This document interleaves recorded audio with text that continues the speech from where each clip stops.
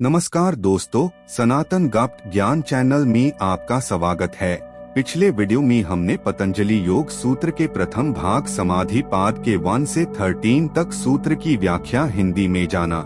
इस वीडियो में सूत्र 14 से स्टार्ट करेंगे। सूत्र 14 सतु दीर्घ काल नैरंतर्य सकारा 55 सेवितो दृढ़ भूमि।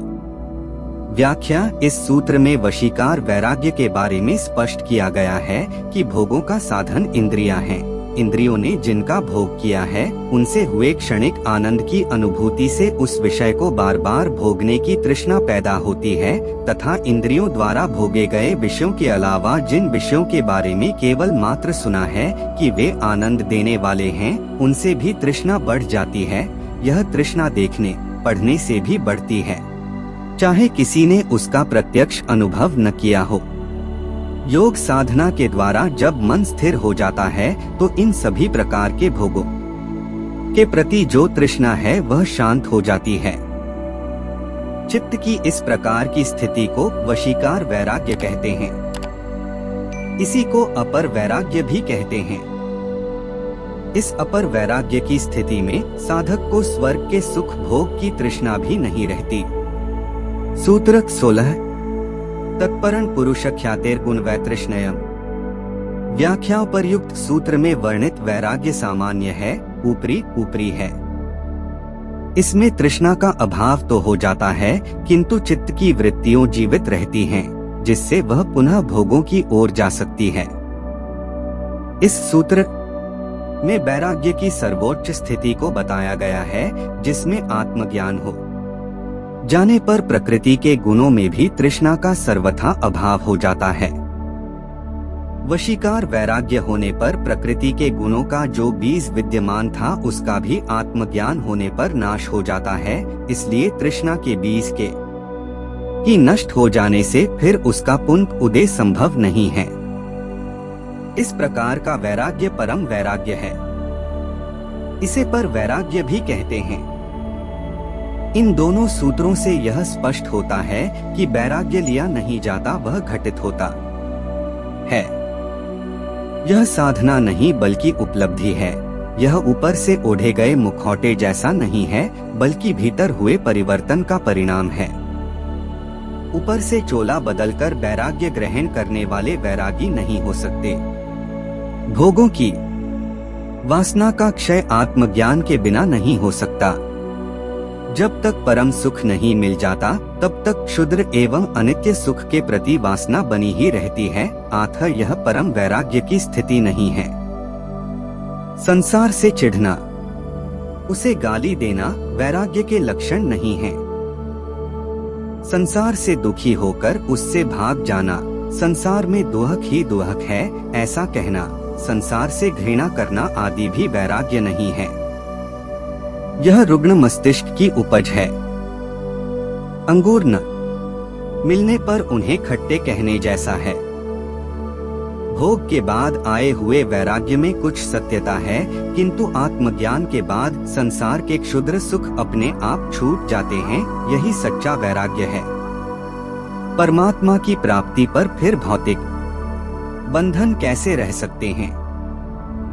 भगवान कृष्ण के जन्म के साथ ही जिस प्रकार सभी अज्ञानी पहरेदार सो जाते हैं, सभी ताले, किवाड़, बेड़ियां आदि अपने आप खुल जाती हैं तथा चेतना इस अज्ञान के कारागृह से मुक्त हो जाती है।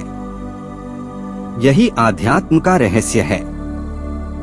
सूत्र 17 वितर्क विचारानंदास्मितानुगमात् संप्रज्ञा। व्याख्या। इस समाधिपाद में महर्षि पतंजलि ने सर्वप्रथम योग की परिभाषा देते हुए कहा है कि चित्त की वृत्तियों का निरोध ही योग है। इस निरोध के फलस्वरूप आत्मा अपने स्वरूप में स्थित हो जाती है। इसी को योग, मोक्ष, निर्वाण या कैवल्य की स्थिति कहते हैं। इसके बाद वृत्तियों के भेद तथा उनके निरोध का उपाय बतलाया गया है।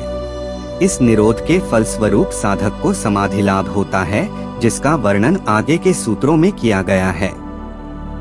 इस सूत्र में विभिन्न प्रकार की समाधियों का वर्णन है। सबसे पहले संप्रज्ञात समाधि का स्वरूप बताया गया है कि जब वशीकार वैराग्य हो जाता है, अर्थात मन वश में होने पर भोगों के प्रति तृष्णा हट जाती है, तो इसे संप्रज्ञात समाधि कहते हैं। इस समाधि में चित्तवृत्ति का समाधान हो जाता है। वह बाहर भागने से तो रुक जाती है, किंतु भीतर अचेतन मन में बीज रूप में विद्यमान रहती हैं। यह संप्रज्ञात समाधि भी क्रम से सिद्ध होती है। चित्त की वृत्तियों का संबंध वितर्क, विचार, आनंद और अस्मिता से है। इन चारों का क्रम से निरोध होता है। इन चारों के निरोध से घटित समाधि भी 4 प्रकार की कही जाती है। बाहर से जो ज्ञान या अनुभव होता है वह भीतर संग्रहित रहता है तथा समय आने पर उसे पुनः उगल देते हैं। यह वितर्क स्थिति है। इसमें क्रमबद्धता नहीं होती तथा यह प्रामाणिक भी नहीं होता। ये विचार स्वयं के नहीं, दूसरों से उधार लिए होते हैं। इस स्थिति में संशय बना रहता है, तर्क वितर्क चलता रहता है। जब इंद्रियों के ग्राह्य पदार्थों की स्थिति बनी रहती है, साधक जो आत्मज्ञान का इच्छुक है वह इस आनंद का भी निरोध करता है। इस निरोध से आनंदानुगत समाधि उपलब्ध होती है। इस आनंदानुगत समाधि के बाद साधक को केवल अस्मिता का बोध होता है, मैं हूं का ही भान रहता है। जब इसका भी निरोध हो जाता है तो इसे अस्मितानुगत समाधि कहते हैं। इन चारों प्रकार की समाधि को संप्रज्ञात योग अथवा संप्रज्ञात समाधि कहते हैं। इन चारों में प्रत्येक स्थूल से सूक्ष्म की ओर ले जाने वाली है। यह वशीकार वैराग्य से होती है, किंतु इनसे भी परम वैराग्य नहीं होता। इन चारों में ज्यों-ज्यों ऊपर की स्थिति प्राप्त होती है, त्यों-त्यों नीचे की छूटती जाती है, क्योंकि सृष्टि निर्माण में प्रकृति का यही क्रम है। योग साधना में उसके ठीक विपरीत क्रम से चलना पड़ता है। प्रकृति की यात्रा ब्रह्मा से स्थूल सृष्टि की ओर है एवं योग में उसके उल्टे क्रम से स्थूल जगत से आत्मा की ओर बढ़ना होता है। आत्मा पर यात्रा समाप्त होती है। सूत्र 18 विराम प्रत्ययाभ्यास पूर्व संस्कार शेषो 5 न्य व्याख्या। इस संप्रस्थ समाधि के सधने पर मन वश में हो जाता है तथा चित्त की प्रवृत्तियां शांत हो जाती हैं। वे अब संसार के भोगों की ओर नहीं भागती, वे स्वभाव से ही इनसे उपरत हो जाती हैं। इसी को विराम प्रत्यय कहा जाता है। जब इसका अभ्यास क्रम भी बंद हो जाता है तो चित्त की वृत्तियों का सर्वथा अभाव हो जाता है। केवल उस समय ये वृत्तियां संस्कार रूप में चित्त में विद्यमान रहती हैं। यह सूत्र 16 में बताए गए परम वैराग्य से स्थित स्वभाव वाली होती है। इस प्रकार की समाधि को असंप्रज्ञात समाधि कहते हैं। जो इस स्थिति को उपलब्ध नहीं हुए तथा संप्रज्ञात समाधि तक ही आकर रुक गए, वे इस अवस्था को शून्य की स्थिति कहते हैं, किंतु जो उपलब्ध हुए हैं वे इसे शून्य नहीं बल्कि अधिक स्पष्ट कहते हैं। इसमें केवल आत्म सत्ता का भान होता है। इसमें मन की क्रियाएं बंद हो जाती हैं, विचार ही बंद हो जाते हैं, अह भी गिर जाता है तथा द्वैत भी नहीं रहता। इस असंप्रज्ञात समाधि में अभ्यास क्रम समाप्त हो जाता है। केवल बीज रूप में जो चित्त के संस्कार शेष रहते हैं, उसका आत्मा में अपने कारण में लीन हो जाने से उस आत्मा का प्रकृति के साथ जो संयोग था उसका सर्वथा अभाव हो जाता है एवं आत्मा अपने शुद्ध स्वरूप को प्राप्त हो जाती है। सूत्र 3 में बताई गई स्थिति को जब आत्मा प्राप्त कर लेती है तो उसी को निर्बीज समाधि कहते हैं। यही कैवल्यावस्था है। असंप्रज्ञात समाधि में चेतन मन की सारी क्रियाएं बंद हो जाती हैं, किंतु अचेतन मन में छिपे अनेक जन्मों के संस्कार विद्यमान रहते हैं, जिससे पुनर्जन्म फिर होता है, किंतु वह अंतिम होगा। इसको सबीज समाधि कहते हैं। इस बीज को मिटाने के लिए फिर प्रयत्न करना पड़ेगा। इस बीज के मिटने से फिर पुनर्जन्म को कोई संभावना नहीं रहती। सारा जीवन मृत्यु चक्र ही समाप्त हो जाता है, यही निर्बीज समाधि है। इस प्रकार यह असंप्रज्ञात समाधि भी दो प्रकार की है, सबीज तथा निर्बीज। सूत्र 19 भव प्रत्ययो विदेह प्रकृतिल्याना। व्याख्याओं पर असंप्रज्ञात समाधि के दो भेद बताए गए हैं, सबीज तथा निर्बीज। असंप्रज्ञात सबीज समाधि में चेतन मन की सारी क्रियाएं तो बंद हो जाती हैं, किंतु अचेतन मन में छिपे पूर्व जन्मों के संस्कार बीज रूप में विद्यमान रहते हैं। इसलिए ऐसे योगी जो सबीज समाधि को तो उपलब्ध हो गए, किंतु निर्बीज समाधि उपलब्ध होने से पूर्व ही जिनकी मृत्यु हो गई, उनको इन वृत्तियों का बीज शेष रह जाने से पुनः जन्म धारण करना पड़ता है, किंतु उनका यह जन्म अंतिम होता है। इसमें इनको पूर्व जन्म की उपलब्धियों की स्मृति रहती है तथा इस जन्म में उन्हें कुछ नहीं करना पड़ता। आरंभ से उन्हें योग साधना की आवश्यकता नहीं होती। वे केवल साक्षी होकर दृष्टावत देखते हैं।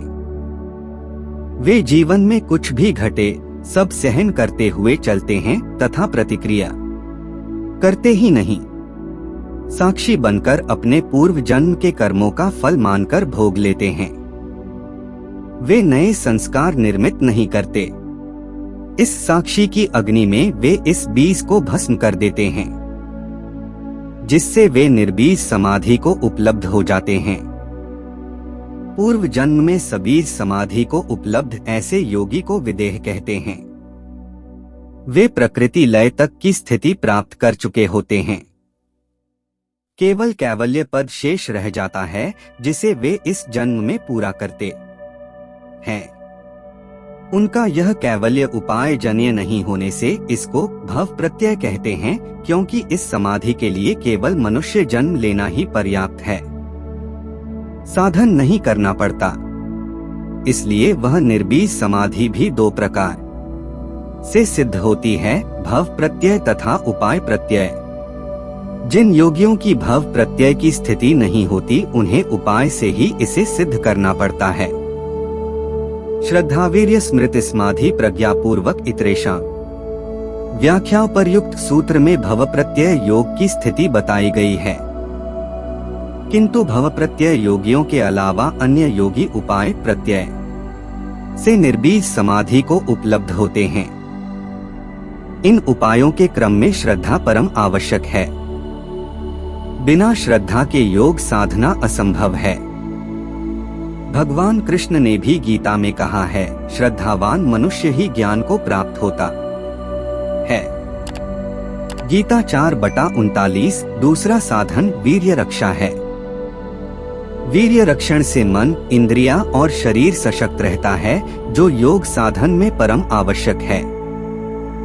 रुग्ण मन, इंद्रिय एवं शरीर वाला व्यक्ति योग साधना नहीं कर सकता। शरीर को स्वस्थ रखने के लिए ही पहले आसनों का तथा मन को स्वस्थ रखने के लिए ही प्राणायामों का अभ्यास कराया जाता है। इंद्रियों के स्वास्थ्य के लिए ध्यान मुख्य है। इन तीनों में वीर्य रक्षण सर्वोपरि महत्व रखता है। तीसरा साधन स्मृति है, जो श्रद्धा और वीर्य रक्षण से बलवती होती है। इनके फलस्वरूप योगी को समाधि होता है तथा समाधि में ही आत्मज्ञान होता है। समाधि की स्थिति में ही साधक का अंतःकरण शुद्ध होता है, जिससे उसकी बुद्धि सत्य को ग्रहण करने वाली हो जाती है, जिसे ऋतंभरा कहते हैं। इन साधनों से योगी को असंप्रज्ञात समाधि का लाभ मिलता है। सूत्र 21 तीव्र संवेगानामासन्न। व्याख्या इन सब साधनों के अपनाए जाने पर भी सभी साधकों के योग सिद्धि में समय का अंतर रहता है। इस अंतर का कारण है साधनों की गति तीव्र अथवा धीमी होना। जो साधक पूर्ण श्रद्धा से नियमित रूप से योग साधना में लगे रहते हैं, उन्हें शीघ्र लाभ मिलता है। साधनों की शिथिलता से विलंब होता है। विलंब का कारण यह भी होता है कि या तो मार्ग में आई विघ्न बाधाओं से घबराकर छोड़ देते हैं या सिद्धियों का प्रदर्शन करने लगते हैं। पूर्ण श्रद्धा का न होना भी कारण होता है। अत इनसे बचकर चलने वाला शीघ्र लाभ प्राप्त करता है। सूत्र 22 मरिदुमध्याधिमात्रत्वात् तो 5 विशेष। व्याख्या। इस सूत्र में पतंजलि कहते हैं कि जिनकी साधन को गति तीव्र है उनमें भी योग उपलब्धि की अवधि में अंतर होता है, क्योंकि यह तीव्रता भी मात्रा के अनुसार हल्की, मध्यम तथा उच्च होती है। कुछ लोग उत्सुकतावश योग साधन आरंभ कर देते हैं, उनकी रुचि नहीं होती। ये अकस्मात ही पढ़ सुन या किसी से प्रभावित होकर आरंभ कर देते हैं, किंतु दृढ़ संकल्प एवं श्रद्धा के अभाव में वे शीघ्र ही छोड़ भी देते हैं। ऐसों को प्राप्ति नहीं हो सकती, बल्कि किया गया साधन भी व्यर्थ जाता है। दूसरे प्रकार के व्यक्ति ऐसे होते हैं जो केवल जानने के इच्छुक होते हैं। वे जिज्ञासु मात्र होते हैं। वे जानकर दार्शनिक बन सकते हैं, किंतु योग में जानना नहीं है, बल्कि स्वयं करके देखना है, स्वयं के अनुभव में लेना है। कुछ लोग नकारात्मक होते हैं। वे हर समय त्याग की बातें ही कहते रहते हैं। वे दुनिया के दुहकों को ही गिनाते रहते हैं कि दुनिया में दुहक ही दुहक हैं। उन्हें सुख कहीं दिखाई नहीं देता, किंतु कांटे गिनने से फूल नहीं खिलते, अहिंसा से, किसी को नहीं मारने से प्रेम नहीं होता, क्रोध छोड़ने से दया नहीं आती, झोंपड़ा छोड़ने से महल नहीं मिलता, विधायक पॉजिटिव हो जाने से निषेध अपने आप हो जाता है, करना नहीं पड़ता। योग में उपलब्धि की ओर ही ध्यान दिया जाता है। वह चित्त वृत्तियों के निरोध की बात ही कहता है। इससे व्यक्ति खाली होता है, यह मृदु श्रेणी है। ऐसा व्यक्ति दूसरों को अपनी ओर आकर्षित कर सकता है, दूसरों को श्राप दे सकता है, आशीर्वाद भी दे सकता है, किंतु इससे उसकी शक्ति नष्ट हो जाती है। दूसरी श्रेणी मध्य है। इसमें पहुंचकर व्यक्ति शांत हो जाता है, मानसिक उपद्रव बंद हो जाते हैं। तीसरी श्रेणी उच्च है। इसमें वह प्राप्त कर लेता है। सूत्र 23 ईश्वर प्रणिधानाद्दा। व्याख्या। दुनिया में 2 प्रकार की साधनाएं हैं, स्वशक्ति साधना तथा परशक्ति साधना। स्वशक्ति साधना में साधक अपनी ही शक्ति में विश्वास कर अपनी चेतना को जागृत करता है। स्वचेतना अर्थात आत्मा का ज्ञान प्राप्त कर वह उस विराट चेतन ब्रह्मा से अपना एकत्व स्थापित कर अपनी समस्त वृत्तियों को प्रकृति में लय कर देता है, जिससे उनका आरंभ हुआ था। पर शक्ति साधना में भक्ति मुख्य है। इसमें ईश्वर को मुख्य स्थान है। भक्त कहता है मनुष्य गुलाम है, वह कभी मालिक नहीं हो सकता। जीव कभी ईश्वर नहीं हो सकता। स्वशक्ति साधना में भी मुख्य 2 हैं, योग तथा सांख्य।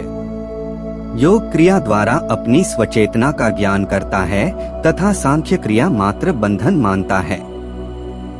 वह अक्रिया का मार्ग बताता है। पतंजलि यहाँ योग की बात कर रहे हैं।